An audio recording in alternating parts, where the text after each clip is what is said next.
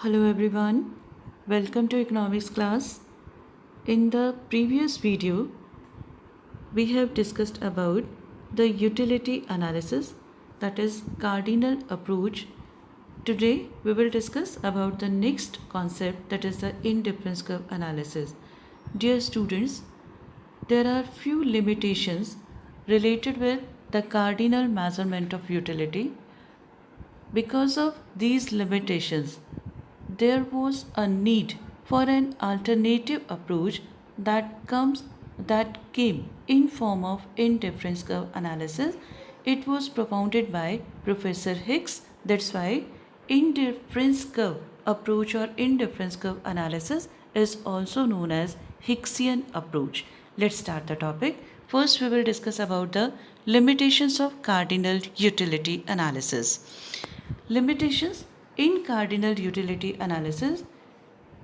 Do remember that utility can be measured in numbers like 1, 2, 3, 4, so and so. हमने ये study किया था cardinal approach में कि utility can be measured in numbers and the measuring unit is utils. Means अगर एक consumer first चपाती consume करता है तो उसको सपोज 10 यूटिल्स सेटिस्फेक्शन मिलती है. अगर वो सेकेंड चपाती कंज्यूम करता है तो उसको एडिशनल यूटिलिटी 8 यूटिल्स हो जाती है. थर्ड चपाती से 6 यूटिल हो जाती है. फोर्थ चपाती से 4 यूटिल्स हो जाती है. So and so. But now we will discuss about the limitations. In cardinal utility analysis, utility can be measured in terms of cardinal numbers, that is 1, 2, 3, 4, etc. However, utility is a psychological concept and it is difficult to measure utility or satisfaction in cardinal numbers. Utility can be used to rank consumers' preferences rather easily because utility is a psychological concept. किसी के लिए किसी एक commodity की utility ज़्यादा हो सकती है, किसी दूसरे के लिए वो कम हो सकती है. ये साइकोलॉजिकल कॉन्सेप्ट है, इसलिए इसको कार्डिनल नंबर्स में मेज़र नहीं किया जाना चाहिए. इसके बजाय हम रैंक से प्रेफरेंसेस दे सकते हैं. सपोज करिए there are 2 commodities, apple and oranges.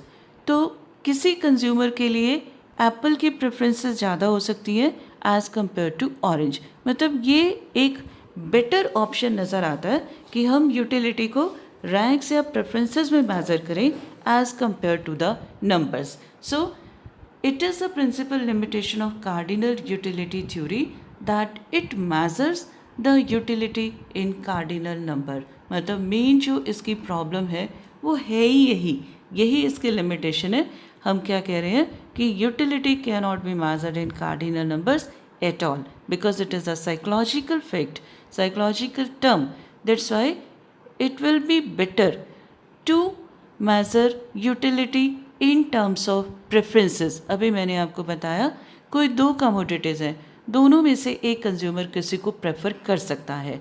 So indifference curve analysis is based on the ranks or the preferences for different commodities. Let's start the topic. What is indifference curve? An indifference curve is a curve that represents all the combinations of 2 goods that give the same satisfaction to the consumer. बच्चे keep in your mind the previous analysis, that is the cardinal utility analysis, can study a consumer's behavior for a single commodity, for 2 commodities and for several commodities. But this very concept, that is the indifference curve analysis, will study only the 2 commodities. Means when the consumer consumes 2 commodities. ये single commodity को भी study नहीं करेगा, several commodity को भी नहीं study करेगा. अब वो क्या कह रहा है कि इंडिफरेंस कर्व एक ऐसी कर्व है जिसके ऊपर जितने भी कॉम्बिनेशंस, जितने भी पॉइंट्स आएंगे वो 2 कमोडिटीज़ के होंगे और वो सारे कॉम्बिनेशन उस कंज्यूमर को equal level of satisfaction provide करेंगे. That's why the consumer will remain indifferent while choosing these combinations. मतलब चाहे वो कॉम्बिनेशन ए ले, चाहे वो बी ले, चाहे वो सी ले, सभी कॉम्बिनेशंस पर उसको सेम लेवल ऑफ सेटिस्फेक्शन मिलेगा. इसलिए the consumer will remain indifferent and will prefer them equally. सभी को वो बराबर ही प्रेफर करेगा और उसमें इनडिफरेंट बना रहेगा. इनडिफरेंट का मतलब होता है कि चाहे ये मिल जाए चाहे वो मिल जाए, मतलब जिससे कोई फ़र्क ना पड़े.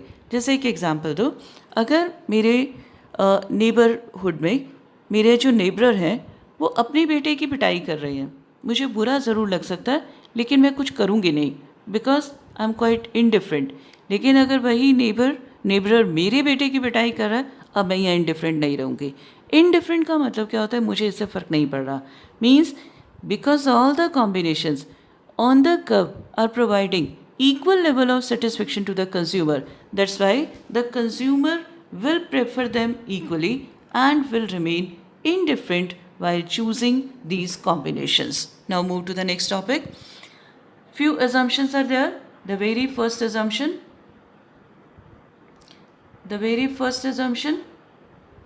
this is rationality. Rationality means the consumer is assumed to be rational. It means he is able to distinguish between the right and wrong, and he has the complete knowledge about the market condition and is completely aware about the cost and benefits of the commodities. Then utility is ordinal.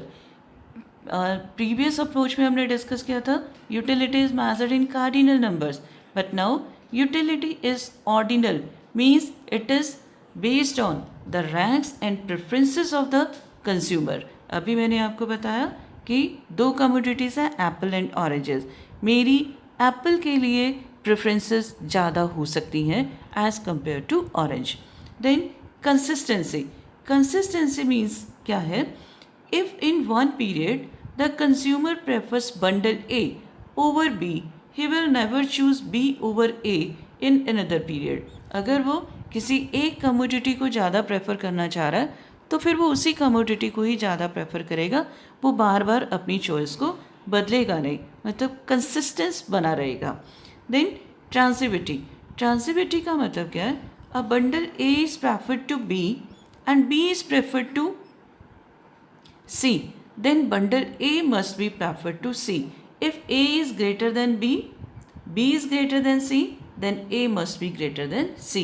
अगर A से ज़्यादा वो B को prefer कर रहा है और B से ज़्यादा वो C को प्रेफर कर रहा है तो A will be preferred than C. Clear बेटा? Move to the next topic. This is about the example. अब यहाँ पर एक छोटा सा एग्जाम्पल है, आपने इसको बहुत अच्छे से समझना है. We are taking an example of Minnie. Minnie has 1 unit of food, कुछ भी हो सकता है, फूड पैकेट भी हो सकता है, बिस्किट्स भी हो सकते हैं, and 12 units of clothing. Now we ask Minnie that how many units of clothing she is ready to exchange for an additional unit of food so that her level of satisfaction remains same.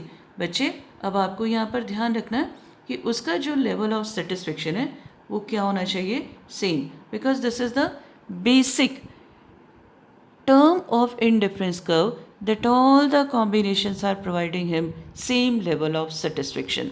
अब उसे क्या जवाब दिया कि मैं अपने एक additional unit of food के लिए she is ready to sacrifice 6 units of clothing. First combination उसका क्या था, 1 unit of food and 12 units of cloth.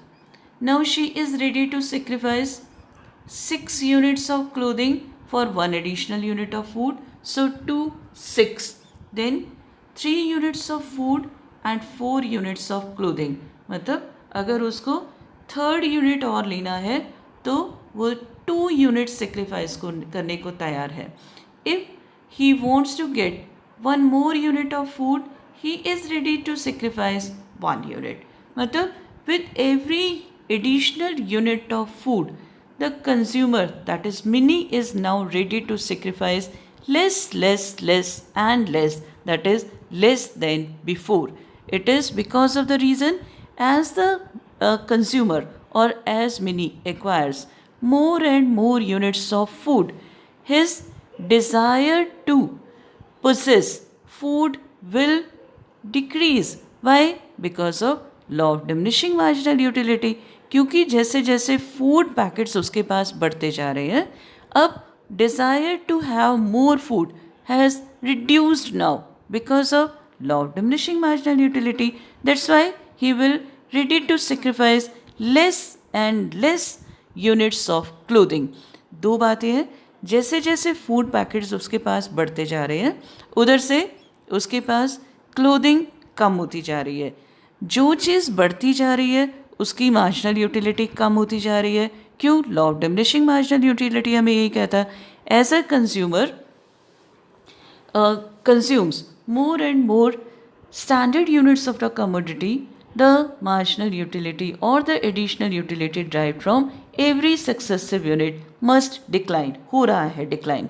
दूसरी तरफ उसके पास क्लोथिंग के यूनिट्स कम होते जा रहे हैं. इसका मतलब marginal utility derived from clothing is continuously increasing. इसीलिए for every additional unit of food, the consumer, that is mini, will be ready to sacrifice less and less units of clothing. Got the concept? This is very very important. दो बातें हमने यहाँ पर समझनी है. पहली बात, अगर उसको एडिशनल यूनिट्स चाहिए फूड के, he will have to sacrifice few units of clothing. ये तो पक्की बात है. क्यों?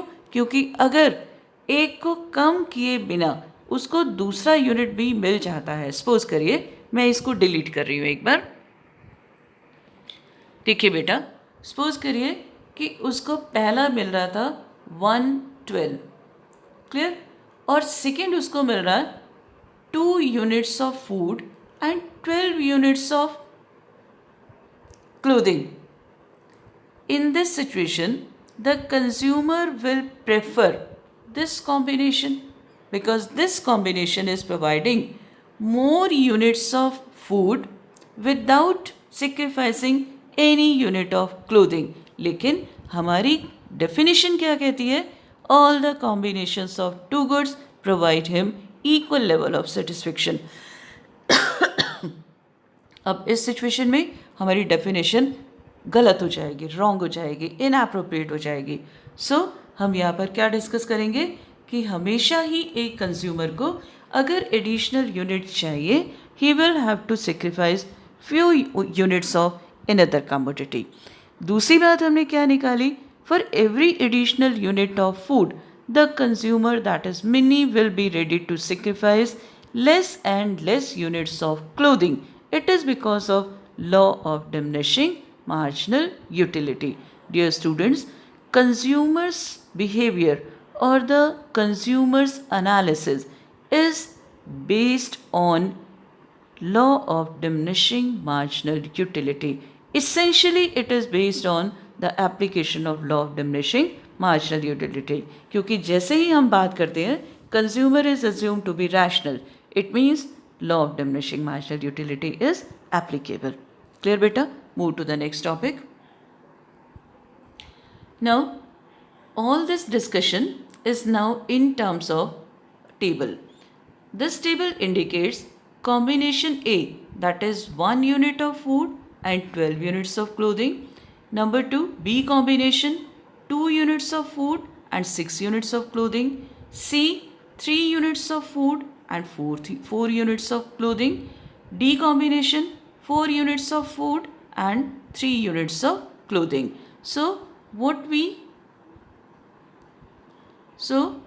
can we say? This is 1, 12, this is 2, 6, this is 3, 4 and this is 4, 3. So what can we conclude? For every additional unit of food, the consumer, that is mini, will have to sacrifice few units of clothing. इसका मतलब पहली बात क्या निकल कर आई है? Sacrifice करना पड़ेगा. दूसरी बात क्या निकल कर आ रही है? उसका लॉस, उसको सेक्रीफाइस कितना करना पड़ रहा है. फर्स्ट में कोई सेक्रीफाइस नहीं, सेकेंड में 6 यूनिट्स का सेक्रीफाइस, नेक्स्ट में 2 यूनिट्स का सेक्रीफाइस, नेक्स्ट में 1 यूनिट का. सो हम यहाँ से क्या निकालेंगे? For every additional unit of food, Mini will be ready to sacrifice less and less units of clothing. What's the reason? It is because of application of law of diminishing marginal utility. Now move to the next topic. This is about the table. Now we will draw the table. Dear students, दोनों ही access आपको use करने हैं. 2 dimensional है हमारा. किसी भी access पर आप कुछ भी ले सकते हो. हमने यहाँ फूड लिया और यहाँ क्लोथिंग ली. अब पॉइंट्स प्लॉट करिए. For 1 unit of food first combination हमारा क्या था? 1 12 हमने बनाया. सेकेंड कॉम्बिनेशन क्या था? 2 6. Third combination 3 4 and D combination 4 3. Clear? हमने पॉइंट्स को पुट किया. सो पहला पॉइंट क्या आपका? 1 12. दूसरा क्या था? 2 6. तीसरा क्या था? 3 4 और नेक्स्ट क्या है? 4 3. क्लियर? अब आपको यहाँ पर क्या ध्यान देना है? देखो बच्चे, now it is very very important. पहली बात हमने क्या निकाला? Number 1, as Minnie or as a consumer acquires more and more units of food, the consumer or Minnie will have to sacrifice few units of another commodity. एक बढ़ेगा तो दूसरा कम हो जाएगा. एक बढ़ रहा है, आप देख रहे हो, एक कॉन्टीन्यूसली बढ़ता जा रहा है और दूसरा कम होता जा रहा है. जब ऐसी सिचुएशन आती है कि एक के बढ़ने से दूसरा कम हो, हम क्या कहेंगे? Indifference curve is downward sloping curve. So this is the first property. Indifference curve is always downward sloping. What does it mean?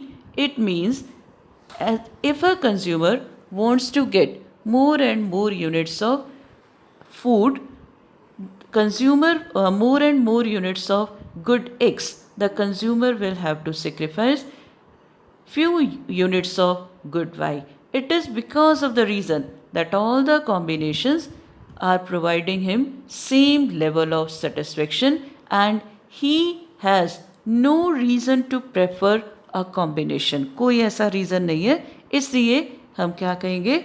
All indifference curve is always downward sloping. Number 2, अब थोड़ा सा एरोज पर देखिए. ये वाले arrows जो हैं आपके क्या शो कर रहे हैं? एडिशनल यूनिट को, और बराबर बराबर डिफरेंस पर आ रहे हैं. और ये एरो आप ध्यान से देखिए. ये एरो जो हमारा क्लोथिंग वाला है, ये पहले बड़ा था, फिर छोटा, फिर उससे छोटा. ये क्या शो कर रहा है? कि हर एडिशनल यूनिट ऑफ फूड के साथ साथ Mini is ready to sacrifice less and less units of clothing. It means his sacrifice level is continuously decreasing. It means its slope is diminishing in nature. It means it is convex to origin. ध्यान रखना बच्चे, indifference curve जो होती है convex to origin होती है. Convexity का मतलब ही क्या होता है? कि इसकी जो स्लोप है वो डाउनवर्ड है. और डाउनवर्ड स्लोप क्यों है? Because the consumer is ready to sacrifice less and less units of good Y, that is clothing, for every additional unit of food. Why is ready to sacrifice less? Because of law of diminishing marginal utility. Dear students, in the next video we will discuss about the properties of indifference curve analysis in detail. Now move to the next topic. This is about the indifference map. Dear students, indifference map is a map that shows different indifference curves showing different levels of satisfaction. Different indifference curves showing different levels of satisfaction. IC1 पूरी की पूरी अलग level को show करेगी, IC2 अलग level को show करेगा, IC3 अलग लेवल को शो करेगा. चलिए इसको डिस्कस करते हैं हम. What is indifference map? An indifference map is a set of indifference curves. It shows the complete picture of a consumer's preferences. It shows different levels of satisfaction of two commodities that a consumer can get. In this diagram, there are three curves: IC1, IC2 and IC3.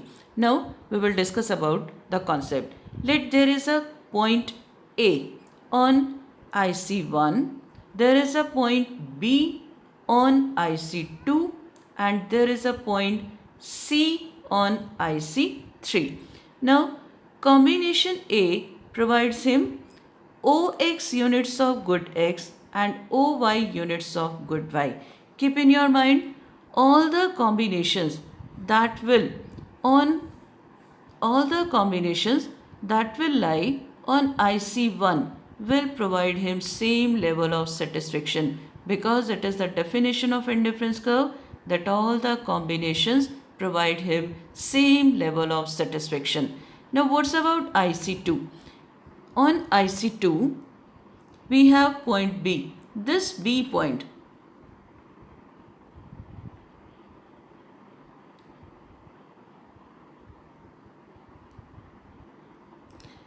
suppose we have point B. This B point shows OX1, OY1. It is very much clear that combination B provides him more units of X and more units of Y. Clear? All the points that will be on IC2 will provide him more level of satisfaction as compared to IC1. फिर से देखिए, B point IC2 पर है, वो क्या show कर रहा है? More units of good X and more units of good Y. Similarly, we have point C. This point C indicates, here is a point C. This point C shows more units of X and more units of Y.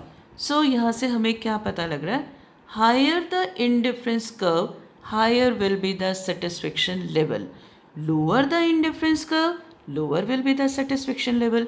मत भूलिए, IC1 पर जितने भी points होंगे वो same level of satisfaction को देंगे.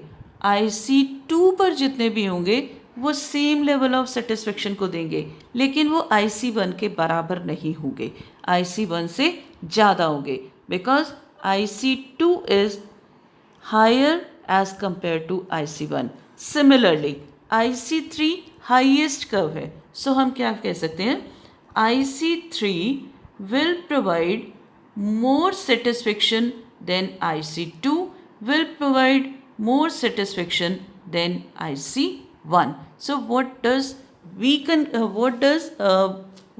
do we conclude? That higher the indifference curve, higher will be the satisfaction level. Or as a consumer moves rightward along the indifference map. I'm repeating the sentence.